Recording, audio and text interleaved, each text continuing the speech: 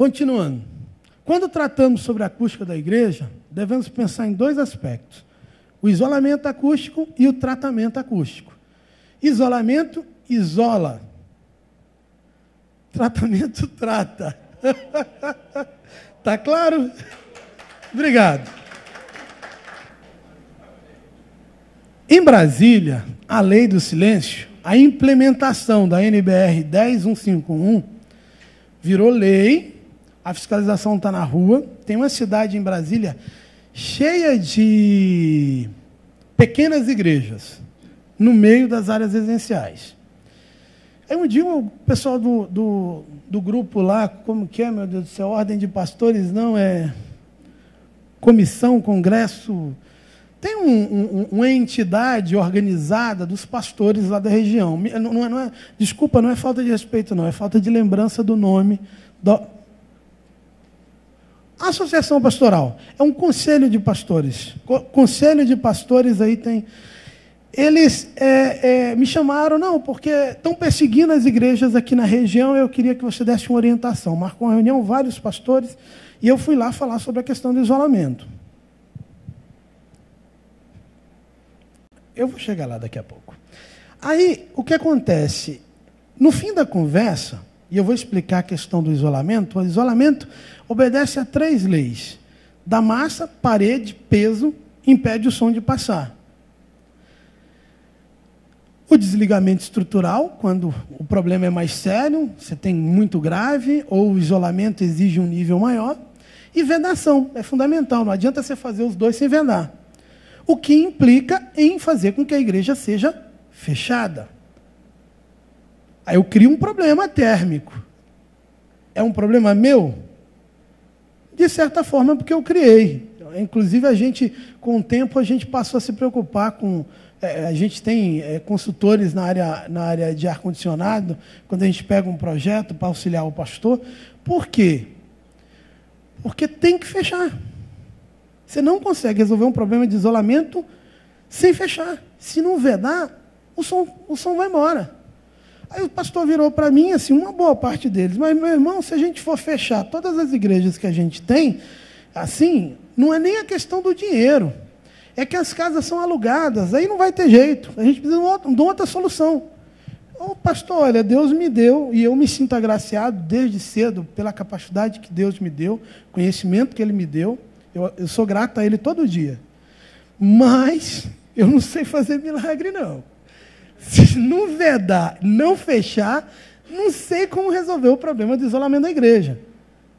O Davi comentou sobre a igreja próxima da casa dele, né? Você imagina, o irmão...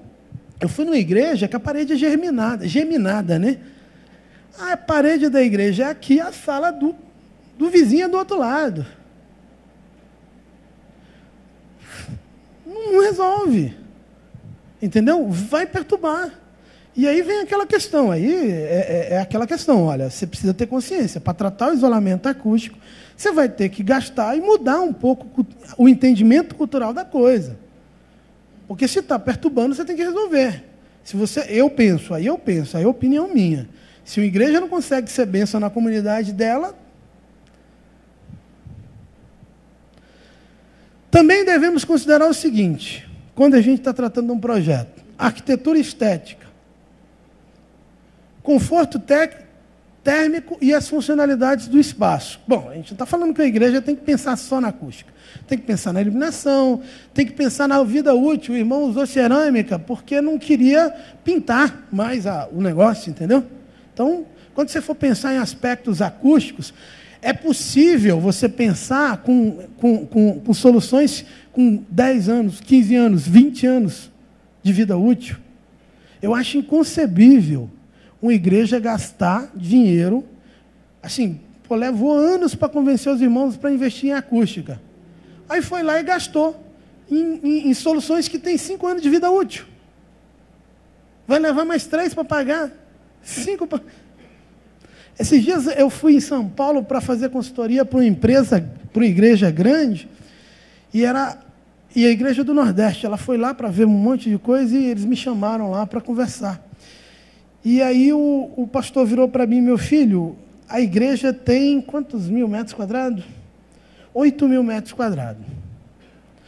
O forro acústico que eles estavam pensando custa em torno de 50 a 55 reais um metro quadrado. Estufo, né? Caro, né? Então, 55 vezes 8.000 metros quadrados dá quanto? Faz a conta aí rápido. 440 mil reais.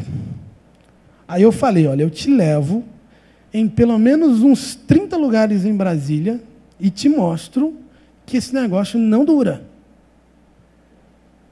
Eu te levo em lugar com 2 anos que está terrível, tem que trocar. Agora me diz uma coisa, você vai gastar 460 mil para daqui 5 anos você pensar de novo? Não, mas o outro sai a 90 reais o metro quadrado. Com vida útil de quase 20 anos. Tenho que pensar? Não, irmão, mas eu não tenho dinheiro. Pastor, eu entendo que você não tem dinheiro, mas não tenho coragem de falar para o senhor, gasta com esse negócio. Gastando 400 de milhares de reais, podia gastar realmente mais, uns 6, né? Mais ou menos, 600 mil, 600 e pouco, e não se preocupar mais com o negócio. Agora, você vai gastar isso para daqui 5 anos, olhar para o teto e falar, meu irmão, a gente precisa resolver. Aí vai pintar. Esse tipo de superfície, você passa a tinta, ela derrete. Então, assim, não dá para você pensar nas funcionalidades, manutenção, acessos, parará, sem pensar em vida útil, sem pensar a longo prazo. Sonorização do ambiente, o projeto deve andar junto com a acústica, carga elétrica que atenderá ao templo, sonorização, iluminação básica e cênica, caso a igreja explore, né, cenicamente o culto, quer dizer, seja no louvor, seja na pregação, e a distribuição da energia, distribuição de som. Tem que pensar tudo no projeto. Tudo no projeto é barato. Antigamente eu dizia que uma igreja, pensando em acústica, gastava 5% a mais no papel do que se não pensasse. Você pega um projeto, leva para os especialistas, você vai resolver seu problema acústico e vai gastar em torno de 5% a mais da obra. Hoje, com pelo menos... A gente já fez 114 projetos, mais de 110 projetos. Auditório, teatro, igreja, cinema. Igreja eu tenho umas 43, mais ou menos. De obra de igreja, eu já tenho umas 15. Obra mesmo, obra civil. E eu digo com toda certeza, é possível fazer custando a mesma coisa ou, em alguns casos, mais barato. Pensando no papel, tem coisas que você gasta mais aqui, lá você gasta menos. Planejamento.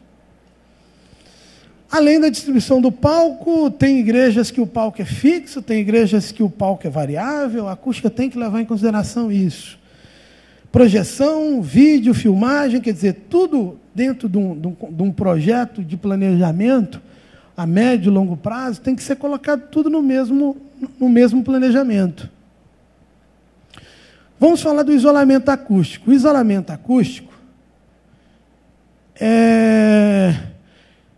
obedece às 3 leis. Lei da massa, da vedação e desligamento estrutural. Lei da massa, quanto maior peso, maior isolamento. E aqui a gente pode falar rapidinho sobre algumas lendas. Isopor não isola, esquece. Caixa de ovo não foi feita para isolar, pode até ajudar no condicionamento acústico, mas não isola.